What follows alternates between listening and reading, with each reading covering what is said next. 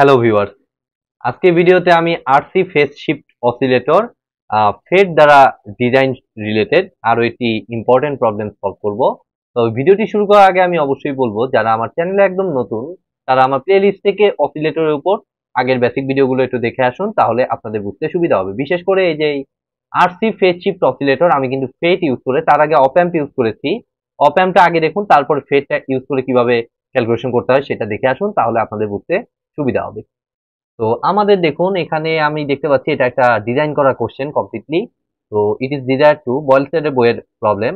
এটা design of phase shift oscillator using an F FET having GM এর ভ্যালুটা দেওয়া আছে। তো জিএম কিন্তু আমার ওই ক্লাসে আমি অলরেডি আলোচনা করেছি, এখন আর ওগুলো আমি বলবো না, তাহলে ক্লাসটা অনেক লেন্দি হয়ে যাবে।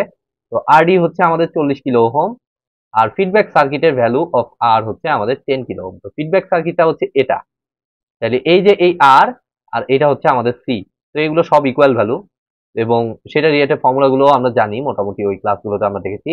তো select the value of C for oscillator operation at 1 kilo hertz, অর্থাৎ আমাদের ফ্রিকোয়েন্সিটা আমাদের দেয়া আছে, আর আরডি ক্যালকুলেশন করতে বলছে for A greater than 29 to ensure oscillator action.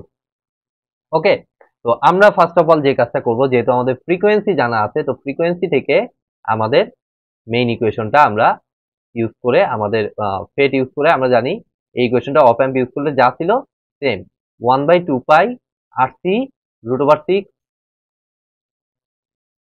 যদিও বইতে দেওয়া এক্সাম্পল আর ফিগারে আমাদের এইটা দেয়া আছে, পরীক্ষা হলে কিন্তু এভাবে আপনার দিয়ে দিবে না, ঠিক আছে? তো দেখুন, আমাদের এফ এর ভ্যালু হচ্ছে কত, 1 কিলো হার্টজ। তাহলে এফ এর জায়গায় আমি 1 কিলো হার্টজ বসাবো।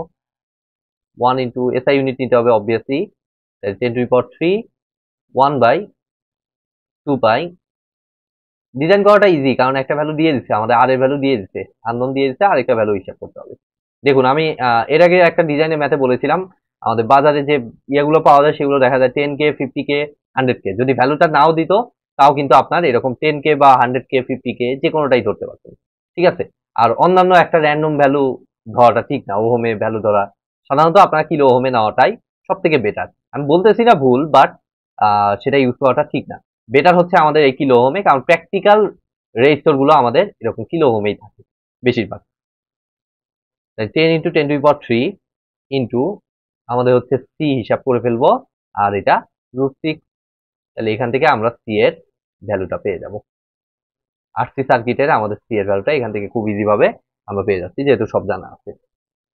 তাহলে দেখুন, আমার আসতেছে 1/2 pi into 10 into 10⁻³ into 10⁻³ into √6। ওরে বাবা, অনেক ছোট ভ্যালু। এখন এইটাকে আমাকে নিতে হবে হচ্ছে তাহলে পিকো ফ্যারাডে নেই, 1 2 3 4 5 6 7 8 9, 9টা আসছে। ন্যানো ফ্যারাডে নেই, 10⁹ দ্বারা গুণ করি, তাহলে 6 আমার আসছে হলো 6.49 ইন্টু 10⁻⁻9 ফ্যারাড, এটা হিসাব করে। তাহলে এটাকে আমি সিম্পলি ন্যানো ফ্যারাডে নিয়ে নিই 10⁹ দ্বারা গুণের মাধ্যমে, 6.49 ন্যানো ফ্যারাড। সাধারণত দেখা যায় যে 6.49 সম্ভবত পাওয়া যায় না সেভাবে, আমরা 6.5টাকে এখান থেকে সিলেক্ট করে নেব। এখানে একটু আমাদের এই জিনিসটা আমাদের করতে হবে, তাহলে এটাকে আমি 6.5 ন্যানোফ্যারাড ধরে নিলাম। দেন আমাদের নেক্সট ক্যালকুলেশন, সেটা হচ্ছে আমাদের বাদবাকিটা হিসাব করতে হবে। তো বাদবাকি জিনিসগুলো হিসাব করতে আমাদের যে কাজটা লাগবে, আরডির ভ্যালু ক্যালকুলেশন করতে হবে, এই যে আরডি। তো সেটা ক্যালকুলেশন আমরা কিভাবে করতে পারি?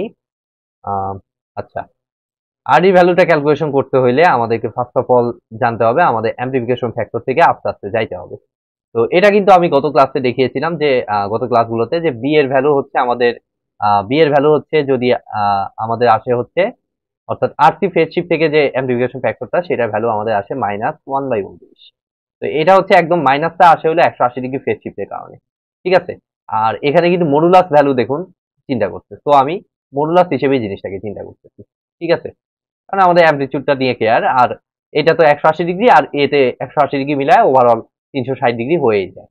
তো আমাদের বি এর ভ্যালুটা আমাদের হচ্ছে 1/29, এবং এ বিটা ইজ ইকুয়াল টু, যেহেতু আমাদের 1 আসে, অ্যাটলিস্ট 1 আনতে হয়, তো এ এর ভ্যালুটাকে আমরা ধরি হচ্ছে টিপিক্যাল ভ্যালু হচ্ছে আমাদের 29, মানে অপটিমাম ভ্যালুটা হচ্ছে 29। ভালো অসিলেশন পাইতে হলে এর ভ্যালুকে অবশ্যই সিলেক্ট করতে হবে 29 অথবা 29 এর থেকে বড়। বাট আমাদের কোশ্চেনে ক্লিয়ারলি বলে দিচ্ছে আমাদের 29 এর থেকে বড় সিলেক্ট করতে। এখন কোশ্চেন আসে আপনি কত সিলেক্ট করবেন, তাইলে আপনি যে কোনো ভ্যালু সিলেক্ট করতে পারবেন, তবে চেষ্টা করবেন এখানে রাউন্ড ফিগারটা নেওয়া। 30 চিন্তা করবেন বা 40 চিন্তা করবেন বা 50 চিন্তা করবেন, বেশি বড় না নেওয়াই ভালো। 29 এর আশেপাশে মনে করুন যে 30 নিয়ে নেবেন। বাট বইতে এটা আরেকটু বাড়ায় আমাদের 40 ধরে ক্যালকুলেশন করতে। তো আমি এখানে যে কাজটা করব, আমি 40ই এখানে রেখে দিলাম। এর ভ্যালুটাকে আমি দিয়ে ধরে নিলাম আমার কত, 40। 29 এর থেকে বড় আছে, তো আমাদের সমস্যা নেই।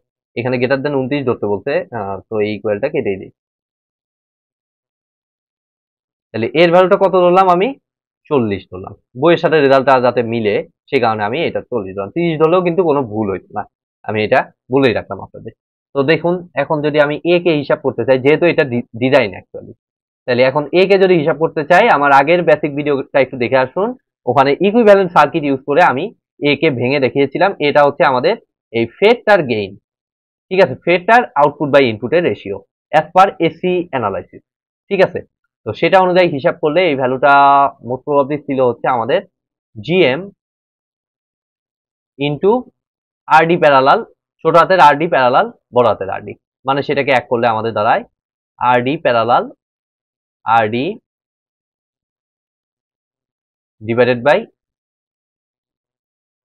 কি করলাম, আরডি ইন্টু আরডি, প্যারালাল করলে আমাদের উপরে গুণন হবে,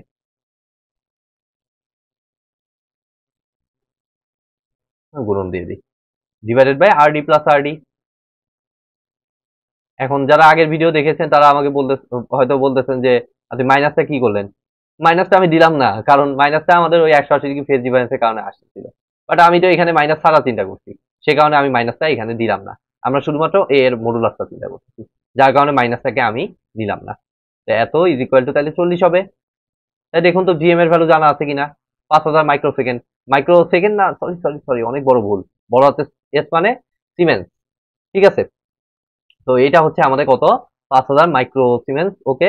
তাহলে এটা আমাদের কত আসতেছে, তাহলে 5000 এসআই ইউনিটে দিতে হবে অবভিয়াসলি, তাহলে 5000 ইন্টু 10⁻6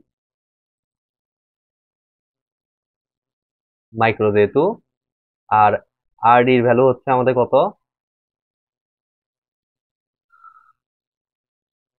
আরডি ভ্যালু হচ্ছে 40 কিলো ওহম। ও, এই 40-এর সাথে যাতে এই 40 কাটাকাটি করা যায়, এই জন্য এরা 40 হচ্ছে, ওকে। চালাকিটা ধরতে পারছি বইয়েছে। দেখুন, RD into RD divided by RD plus RD, তাহলে আরডি হচ্ছে আমাদের 40 ইন্টু 10⁻³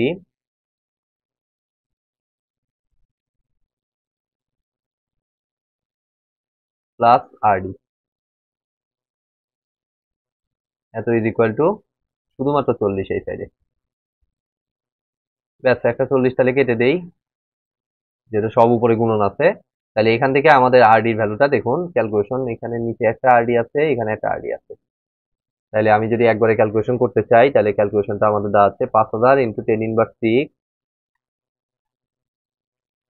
ইন্টু 10⁻³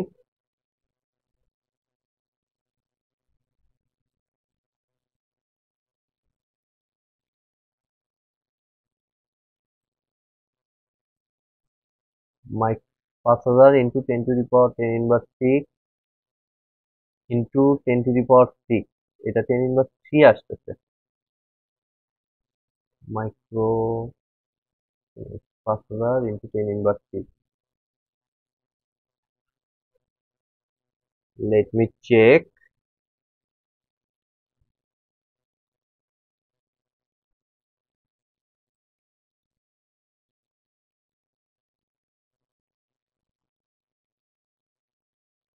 আচ্ছা, আমরা ভেঙে ভেঙেই করি।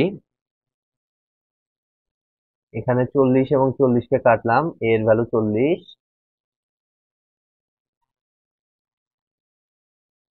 ও আচ্ছা, এটা তো 1 আছে, আচ্ছা, আমারই ভুল হয়েছে। দেখুন, 5000 ইন্টু 10⁻6, মাথায় ক্যালকুলেশন করতে নিয়ে বেশি একবারে করে ফেলছি, ইন্টু 10⁻³ 5RD, উপরে আমার আসতেছে 5RD,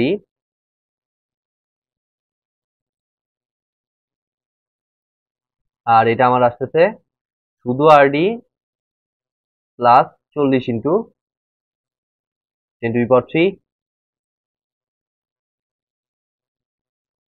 তাহলে এখান থেকে আমাদের আরডির ভ্যালুটা দেখুন আসতেছে, এটা 4RD, তাহলে আরডির ভ্যালুটা আমাদের আসতেছে 10 ইন্টু 10⁻³, যেহেতু 4 আর 40 দ্বারা ভাগ করলে 10 আমার আছে, 10 ইন্টু 10⁻³ ওহম মানে হচ্ছে আমাদের 10 কিলো ওহম, 10 কিলো ওহম হয়ে গেল আমাদের ডিজাইন। আরডি সি আমরা হিসাব করলাম, আর আর এস টা চাইলে হিসাব করে দেখাইতে হবে, না দেখাইলেও চলে, কারণ আর এস হিসেবে যে কোনো ভ্যালুই আপনি ইউজ করতে পারবেন। আলটিমেটলি ওইটা আমার শর্ট সার্কিটেড হয়ে যায়। তো আর এস হিসেবে আপনি ধরে নেন, এটা আপনি হিসাব করে নিলেন আপনার আর এস হিসেবে আপনি ধরে হিসাব করে নিলেন, ধরেন যে আপনি কত নেবেন, আপনার 10K এখানে আছে, তাহলে বাজার থেকে আরেকটা 10K আর এস এর জায়গায় বসিয়ে দেন, সমস্যা নেই। ঠিক আছে, আলটিমেটলি ওইটা বাইপাস ক্যাপাসিটরের মাধ্যমে শর্ট হয়ে যাবে। তো আমার মোটামুটি এটার ডিজাইনটা আমাদের হয়ে গেল। তো আজকের মতো ভিডিওটি আমি এখানেই শেষ করছি।